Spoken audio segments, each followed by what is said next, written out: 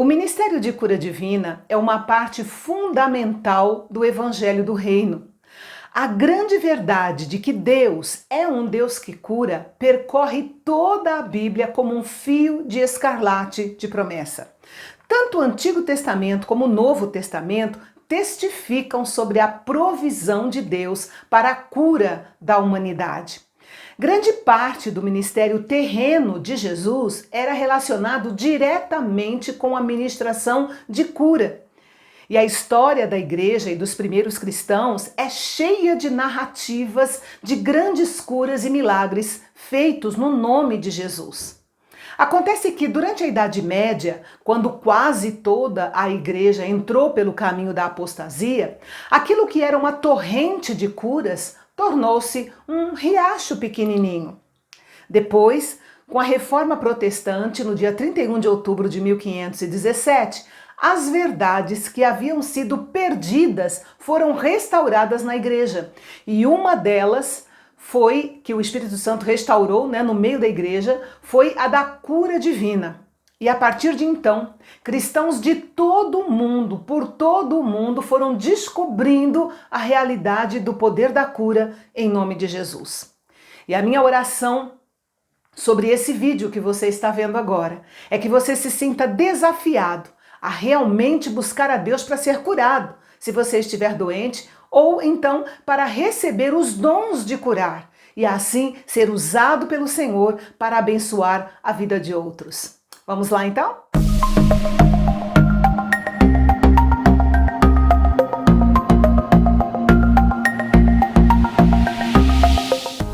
Minha intenção aqui não é polemizar e muito menos esgotar o assunto da cura divina.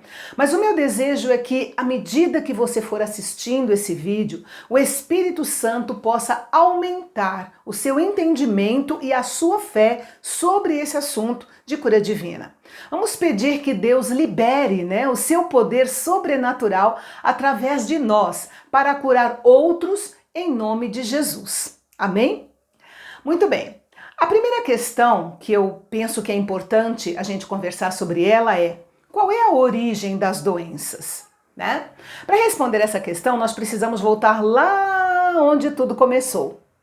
Deus criou Adão e Eva espiritualmente perfeitos, psicológica e emocionalmente perfeitos e fisicamente perfeitos também, à sua imagem e à sua semelhança. Então, o que foi que saiu de errado nisso aí? O que saiu de errado foi um simples ato de desobediência. E aí todos nós já conhecemos o final da história. E o resultado direto dessa desobediência foi a morte espiritual e física.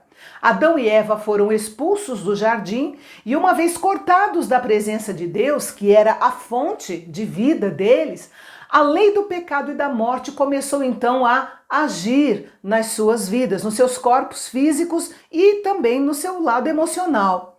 E como consequência, começou então um processo de deterioração chamado doença e envelhecimento. E isso tem afligido a humanidade de geração em geração desde então. A desobediência do primeiro casal introduziu no mundo todas as coisas negativas que hoje afligem a humanidade, espiritualmente, psicologicamente e fisicamente. E o final de tudo é sempre a morte. Uma outra questão importante é: como é que as pessoas adoecem? Ou quais são as causas que levam uma pessoa a adoecer? De um modo geral, o pecado original é a primeira razão que nos deixa vulnerável às doenças. Nós temos boas razões para acreditar que antes da queda não havia no mundo essas bactérias, esses germes que causam tantas infecções e moléstias no meio do povo. Por que eu digo isso? Porque quando Deus concluiu a obra da criação, ele viu que tudo era muito bom. Significa que não tinha nada de errado com a sua criação até aquele momento. E uma segunda razão que leva as pessoas a adoecerem são os espíritos malignos. Tudo bem que há controvérsias, mas a gente tem que dizer isso. Algumas passagens bíblicas nos mostram que os espíritos malignos podem, às vezes, ser a causa direta de algumas doenças. Eu vou dar aqui 3 exemplos a respeito disso. O primeiro exemplo está em Mateus, capítulo 9, versículos 32 e 33, onde nós lemos a respeito de um homem mudo e endemoninhado. Quando Jesus expulsou o espírito de mudez, o homem imediatamente pôde falar. O segundo exemplo está em Marcos, capítulo 9, versículos 17 a 27. Ali nós lemos a narrativa de um moço que foi levado a Jesus porque tinha um espírito mudo. Esse espírito estava, na verdade, causando tanto a surdez como a mudez. E Jesus expulsou o espírito de mudez e surdez e o moço foi liberto. O terceiro exemplo está em Lucas, capítulo 13, versículos 11 a 16, quando nós lemos a narrativa de uma mulher que tinha um espírito de enfermidade há 18 anos. A sua espinha estava encurvada e o seu rosto inclinado para o chão. Jesus então libertou aquela mulher daquela doença, sua espinha ficou reta e ela glorificou a Deus pela sua libertação. Veja que Satanás é astucioso e nós precisamos então de discernimento quanto a isso, tá? Aí você pode estar se perguntando, mas um cristão também pode ser alvo de um ataque desses da parte de Satanás? Particularmente, eu creio que não. Só se ele estiver vivendo uma vida de pecado e brincando de ser cristão. Caso contrário, eu não acredito que Satanás tenha esse poder. Mas aí você ainda pode pensar, mas e Jó? Eu penso que Jó, tá? É minha opinião, eu penso que Jó foi um daqueles casos que nós classificamos como exceção e não como regra, tá bom? A terceira razão que leva as pessoas a adoecerem é a negligência com a sua saúde. Todos nós sabemos que se nós negligenciarmos alguns cuidados básicos com a nossa saúde, a médio e longo prazo, nós vamos ter que lidar com as consequências. Fica aqui, especialmente, uma dica, né, ou um recado para quem é obreiro de tempo integral, tá? Pastores, presbíteros, diáconos, quem trabalha por conta o tempo inteiro na obra do Senhor. E muitas vezes a pessoa não se dá conta de que ela está trabalhando tanto que não tem tempo para si, nem para sua família e muito menos para o lazer. Epafrodito é o exemplo disso. Ele trabalhou tanto na obra do Senhor que acabou adoecendo e quase morreu. Equilíbrio é a palavra de ordem para os obreiros de tempo integral. A quarta razão que leva as pessoas a adoecerem é o envelhecimento natural. Com a chegada da idade, é normal que surjam alguns problemas que nos lembram que nós estamos ficando gastos pelo uso. Graças a Deus que, com o avanço da medicina, nós podemos prolongar um pouco esses efeitos e, quem sabe, ter uma saúde razoável por todos os dias da nossa vida. É o que eu pelo menos peço a Deus, né? Alguns chegam a pensar que cometeram algum pecado e que a sua debilidade física é por causa de algum pecado, que Deus está pesando a mão, mas não. Nós carregamos no nosso corpo as consequências do pecado original. Mesmo tendo sido salvos, um dia este corpo vai morrer. E aí sim, nós receberemos um novo corpo incorruptível e eterno.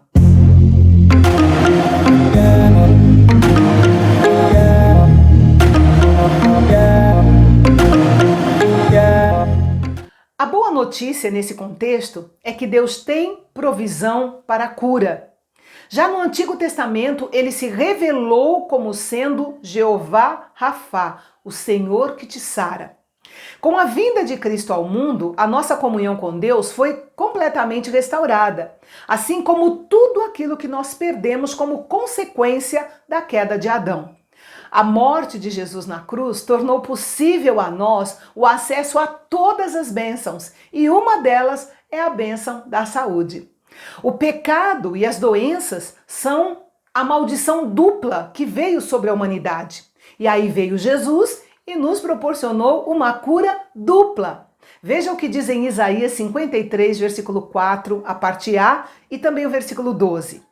Verdadeiramente ele tomou sobre si as nossas enfermidades e as nossas dores levou sobre si. Mas ele levou sobre si o pecado de muitos e intercedeu pelos transgressores.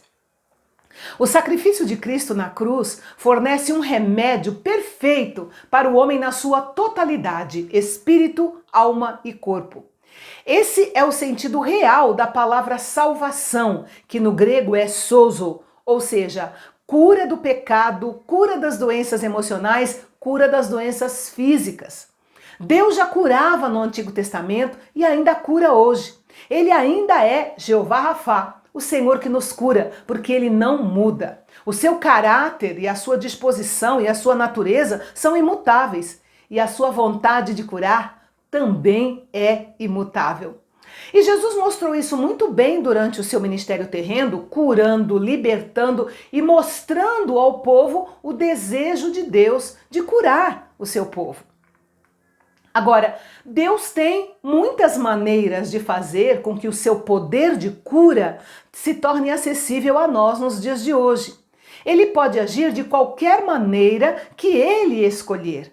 Nós não podemos cometer o erro de tentar ditar para ele a maneira pela qual ele deve curar, porque ele sabe melhor do que qualquer um de nós o que deve fazer, quando deve fazer, como deve fazer. Nós só devemos ser sensíveis à sua voz e deixar que ele conduza o processo.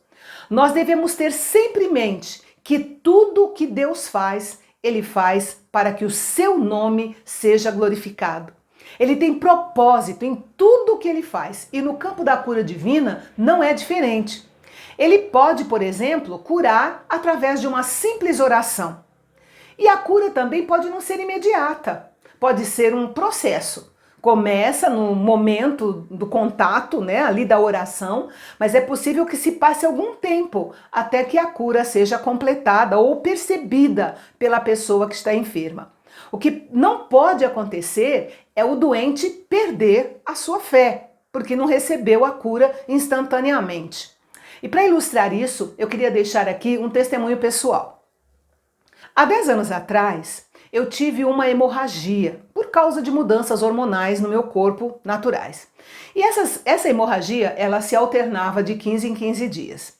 E isso acabou me levando a uma anemia profunda e ficou um negócio muito sério. Eu estava sendo acompanhada por 2 médicos e eles meio que mandavam através de mim recados um para o outro e a coisa ficou um pouco tensa entre eles e eu no meio, sem saber como agir. A hematologista dizia, olha, não adianta tratar a anemia se você não parar de sangrar.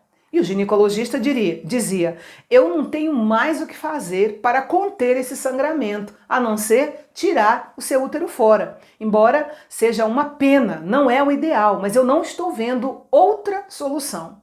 Quando ele me falou isso, eu fiquei tensa, sabe? Fui para casa e aí fui orar. E enquanto eu estava orando, um dia pela manhã, logo na sequência, Deus falou fortemente no meu coração para que naquele mesmo dia, que era um dia de culto, eu pedisse para o meu pastor que me ungisse com óleo e orasse por mim. E justamente naquele dia tinha um irmão visitando a nossa igreja e foi ele quem ministrou a palavra. E ao final da palavra ele convidou alguns irmãos que tivessem com alguma necessidade e tal, que fossem lá na frente. E eu me ameacei ir lá na frente. Quando eu fiz menção de ir, me posicionei para ir, o Espírito Santo falou no meu coração, ele não é o seu pastor. Enfim, eu esperei, eu voltei, recuei, quando o culto acabou eu me aproximei do meu pastor, contei em poucas palavras para ele o que estava acontecendo, então ele me ungiu com óleo e junto com meu marido e mais outros 2 pastores, eles impuseram as mãos sobre mim e oraram. Na hora eu não senti absolutamente nada. Eu precisei esperar o período de 15 dias, que era o período que a hemorragia voltava. E para a glória de Deus, eu estou esperando até hoje. Jesus me curou completamente e eu sei que foi naquele dia, naquela oração.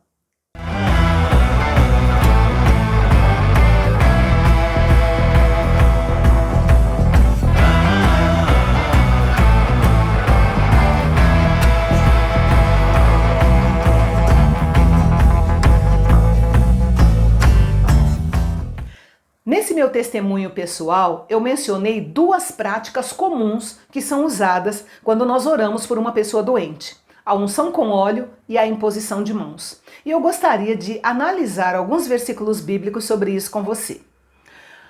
O primeiro versículo está em Tiago, capítulo 5, versículo 14, que diz: Entre vocês há alguém que está doente? Que ele mande chamar os presbíteros da igreja para que estes orem sobre ele e o unjam com óleo em nome do Senhor. Existe uma linha de cristãos que não acredita nessa questão de ungir com óleo, acha que não tem nada a ver o óleo. Eu respeito, de verdade.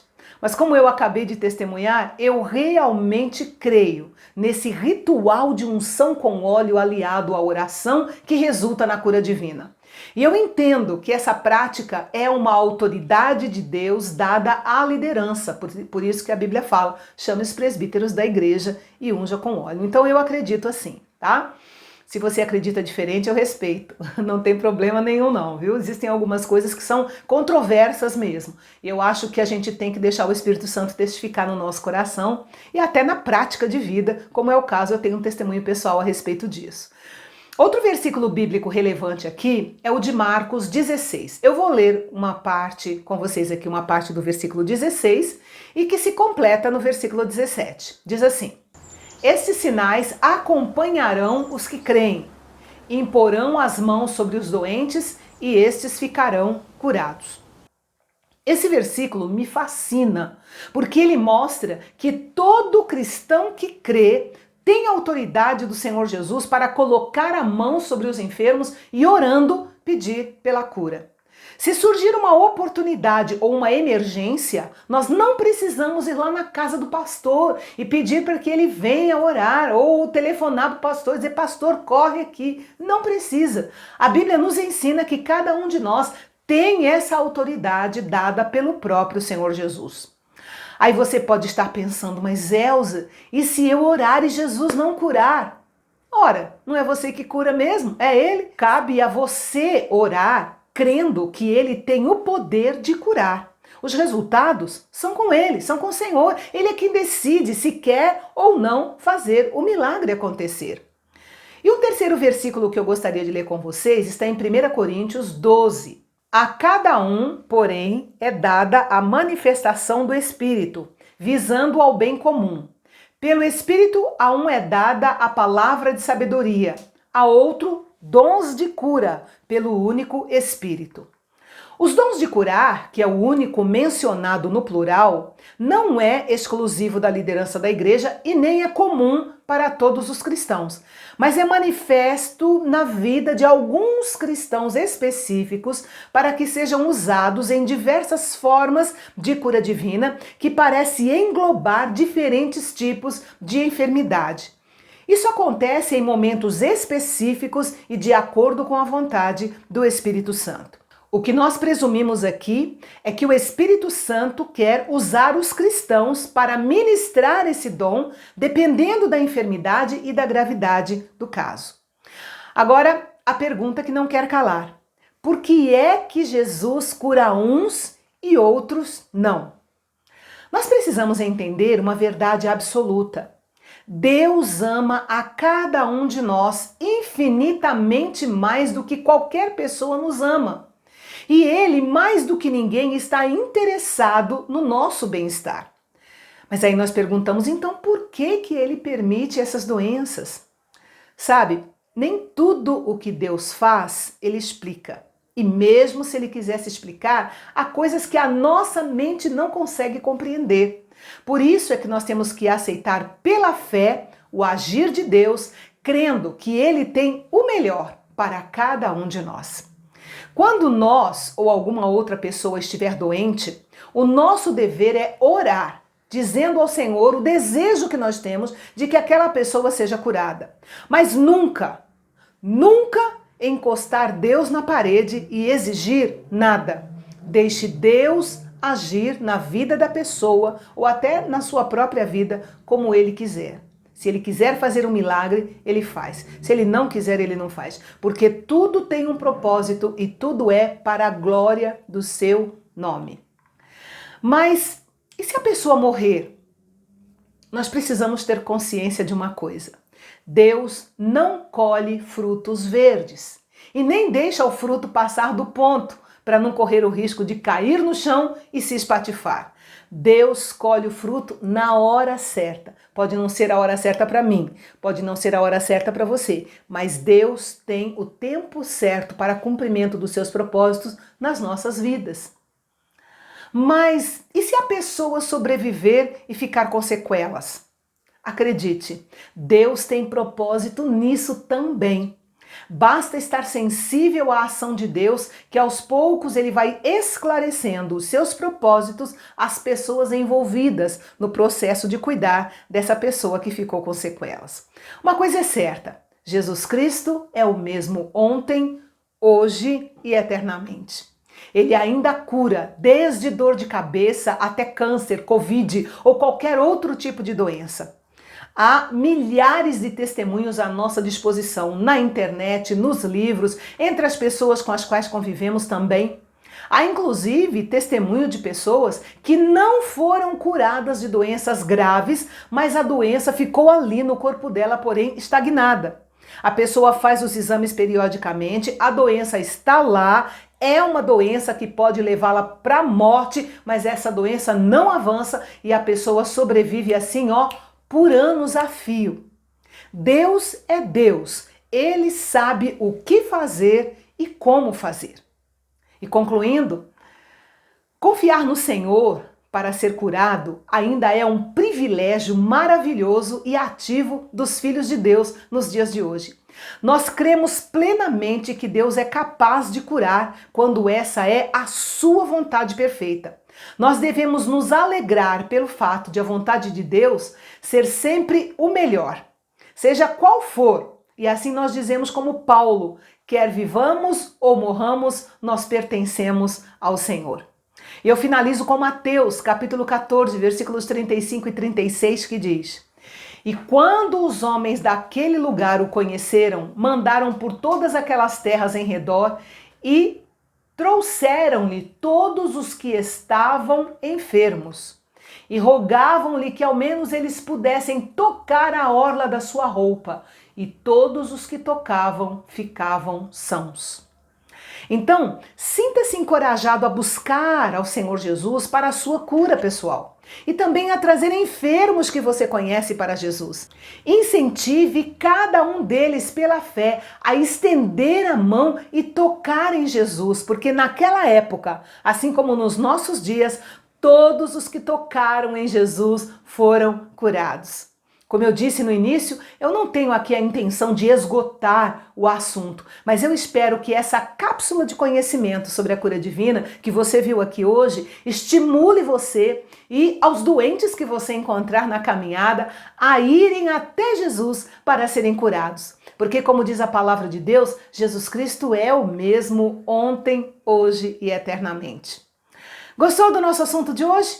Deixe o seu like. Já se inscreveu no canal? Não? Então você pode fazer isso agora. É só clicar aqui embaixo, onde está escrito inscrever-se, e aí a palavra vai mudar. Quando você clicar, vai mudar de inscrever-se para inscrito. E vai aparecer o desenho de um sininho do lado.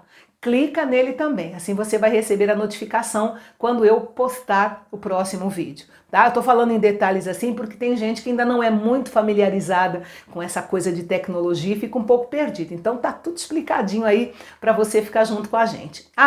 E se você quiser ter esse conteúdo num e-book, é só ir lá na minha página no Telegram que eu vou deixar disponível para você. Ok? E na próxima semana nós estaremos de volta para falar sobre um dos principais motivos da existência da igreja na Terra, que é compartilhar Jesus com aqueles que não o conhecem. E você não vai perder, né? Fica com Deus e até lá!